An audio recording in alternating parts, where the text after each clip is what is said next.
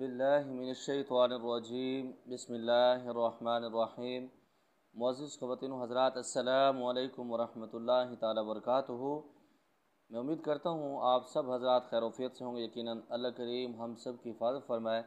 अल्लाह ताला तमाम उम्मत मुस्लिमों को 100% दीन के मुताबिक ज़िंदगी गुजारने की तौफ़ीक नसीब फरमाए। मोहतरम सामाईन, अगर आप चाहते हैं कि आप मज़बूत किस्म के आमिल बने और आपकी ज़ुबान के अंदर और आपके कलाम के अंदर इतना असर और तासुर हो कि आप जिस जगह पर जाएं जिन्नात और जादू का मरीज़ वैसे ही उठकर बैठ जाए, या आपको देखते ही वो सीधा हो जाए, या आपका नाम सुनते हुए भी वो खौफ खाए, तो आपको क्या करना चाहिए मोहतरम सामाईन? उसके लिए आपको सूरतुल फलक और सूरत नाज़ शरीफ की ज़कात अदा करनी है।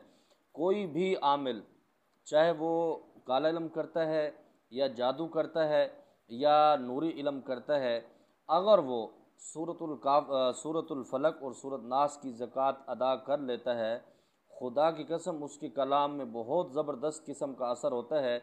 वो जिस घर में भी जाता है मरीज़ को देखने के लिए, या मरीज़ उसके पास आता है, ख़ास तौर पर जिन्नात वाला मरीज़ और जादू वाला मरीज़ फ़ौरन ही ठीक हो जाता है या उसके खौफ से कांपने लग जाता है। इसका मैंने बहुत दफ़ा तजर्बा किया अल्हम्दुलिल्लाह, कि मैं ऐसे मरीज़ों के पास भी गया हूँ। बाज़ औक़ात मैं ख़ुद ये समझता था कि ये मरीज़ मेरे से ठीक नहीं होगा, अल्लाह ताला इसको शिफा मेरे हाथ से नहीं देंगे, लेकिन आप यकीन करेंगे कि अल्लाह ताला ने ऐसा भरम रखा, अल्लाह ताला ने सिर्फ इतना उसमें कमाल डाल दिया, मैं अगर एक दफ़ा भी उसके ऊपर दम करता था वो मरीज़ फ़ौरन ठीक हो जाता था।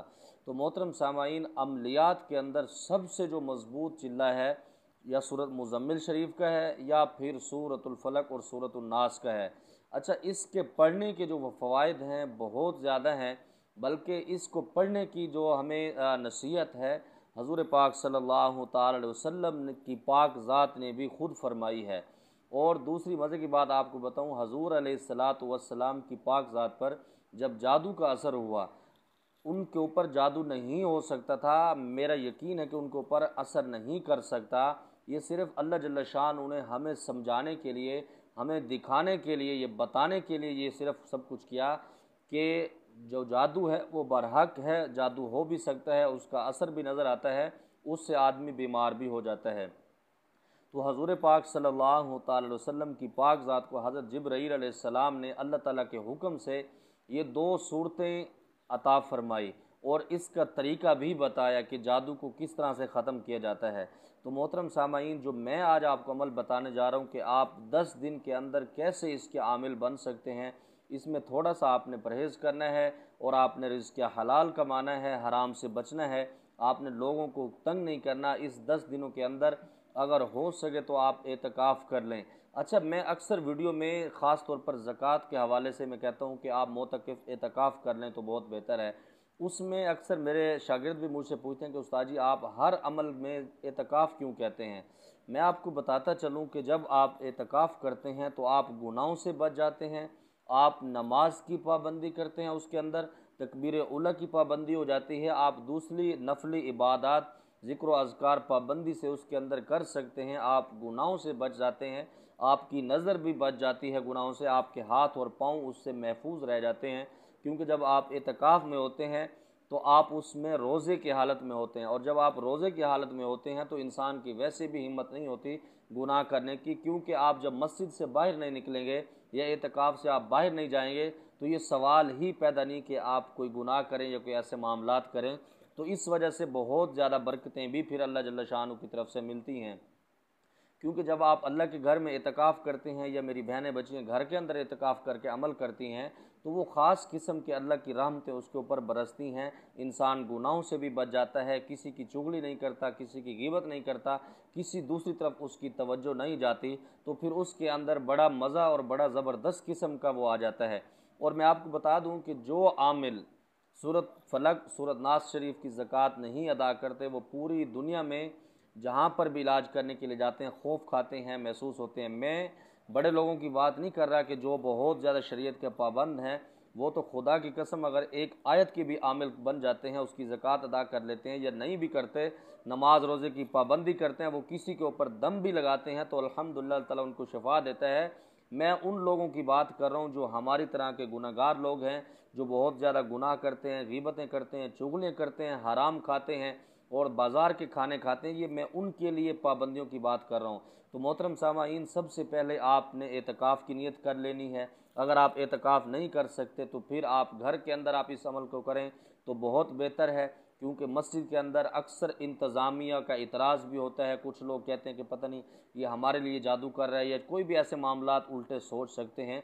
तो आप घर के अंदर इसको करें। अगर घर के अंदर आप इसको करें तो एक कमरा आपके लिए मुख्तस होना चाहिए और बंद होना चाहिए। वरना अगर कमरा भी आपके पास नहीं है, एक कमरा आपके घर के अंदर है, तो आप उसको एक कोने को एतकाफ़ का जो खैमा होता है आप उस खैमे को लगा लें। खैमा लगाने के बाद मोहतरम सामाईन, आप वहाँ पर खुशबू का बहुत तेज़ किस्म का बंदोबस्त करें। ये आप जैसे ही चाँद नज़र है उसकी जो पहली जुमरात है, आपने तब इस अमल को स्टार्ट करना है। उसके अंदर तेल, पानी, नमक, चीनी, ये 4 चीज़ों का आपने बंदोबस्त करना है। थोड़ी सी चीनी हो, थोड़ा सा नमक हो, थोड़ा सा तेल एक बोतल के अंदर हो, और एक बोतल पानी की हो, और साथ में एक छुरी हो। और मैं आपको फिर बताता चलूँ कि वो लोग इस अमल को करें जो हिसार का अमल कर चुके हैं, वरना फिर आप आलू भी बन सकते हैं, उसके अंदर आपका नुकसान भी हो सकता है। तो मोहतरम सामाईन, आपने इसके अंदर इन चीज़ों का बड़ा ख्याल करना है कि आप हिसार का अमल कर चुके हों, या कोई पुराने आमिलीन हैं जैसे, तो उनका तजर्बा हो तब भी हिसार का अमल किया हो। क्योंकि अक्सर अमलियात के अंदर मैंने देखा है कि अक्सर आमिलीन हिसार का अमल नहीं किया होता, उनके असातिज़ा उनको नहीं बताते, उनके जो मुर्शिद हैं वो उनको नहीं बताते, जिनमें फिर उनको तकलीफ़ उठाना पड़ती है। तो मोहतरम सामाईन, आपने हलाल खाना है, हराम से बचना है। उसके बाद आपने इशा की नमाज के बाद आपने इस अमल को करना है। एहराम का होना बहुत ज़रूरी है। अगर एहराम आप नहीं ख़रीद सकते तो आपके पास सफ़ेद कपड़े कोई भी अच्छे हों जो नॉर्मल पोजीशन में हो, आप उसको भी इस्तेमाल कर सकते हैं। तो मोहतरम सामाईन, जुमरात वाले दिन आप असर से पहले उन कपड़ों को बहुत तेज़ किस्म की खुशबू लगा लेंगे। लगाने के बाद आप वो खैमा लगा देंगे। लगाने के बाद आप ये कपड़े और एक जाय नमाज आपके पास मुसल्ला होना चाहिए, आपने उस जगह पर रख देना है। इशा की नमाज पढ़ने के बाद आपने फ़ौरन ये अमल स्टार्ट करना है। तो मोहतरम सामाईन, हो सके तो आप एतकाफ़ करें। मैं फिर आपको कह रहा हूँ, क्योंकि इसके अंदर बहुत ज़्यादा आप उलझ सकते हैं, आपको तकलीफ़ें हो सकती हैं। जब आप एतकाफ़ में होते हैं तो फिर अल्लाह जल्ल शान ख़ास किस्म की आपकी मदद करते हैं।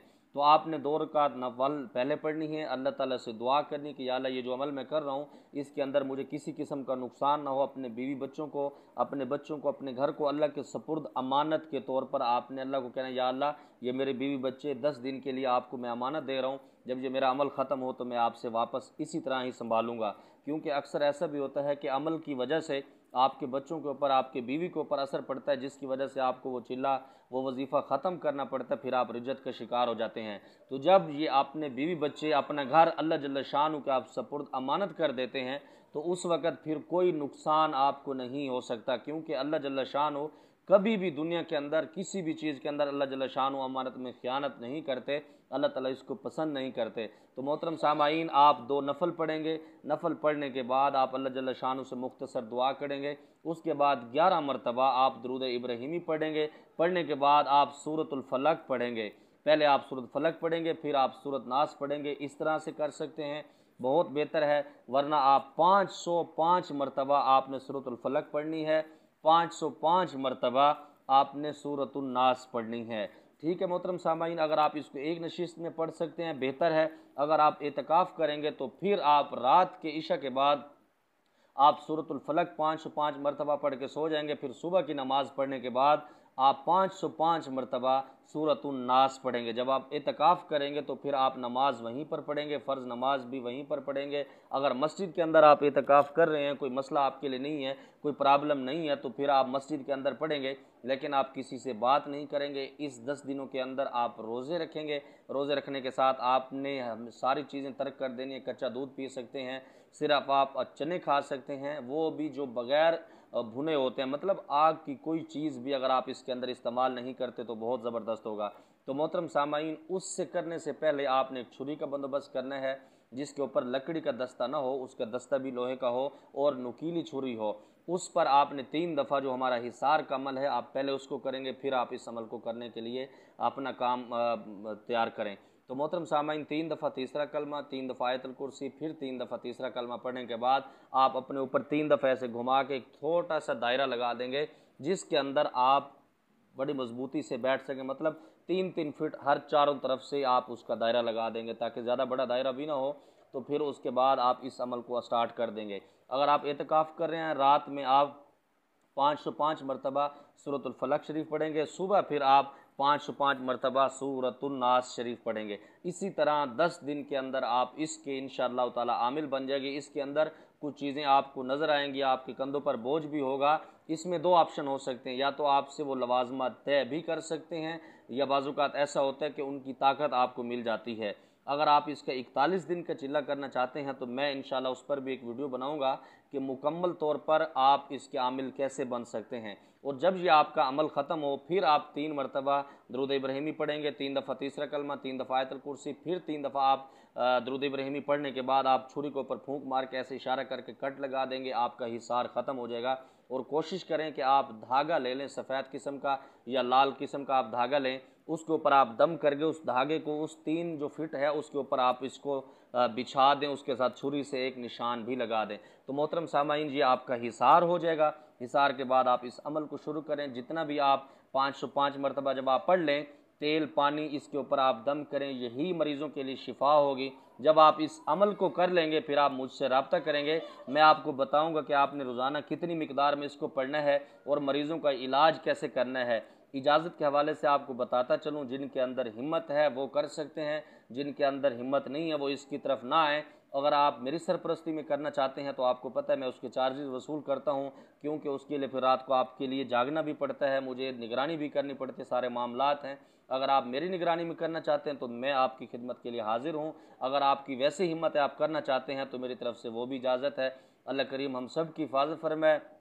अल्लाह ताला आपको इस अमल में कामयाबियों से नवाजे। अस्सलामु अलैकुम वरहमतुल्लाहि ताला वबरकातुहू।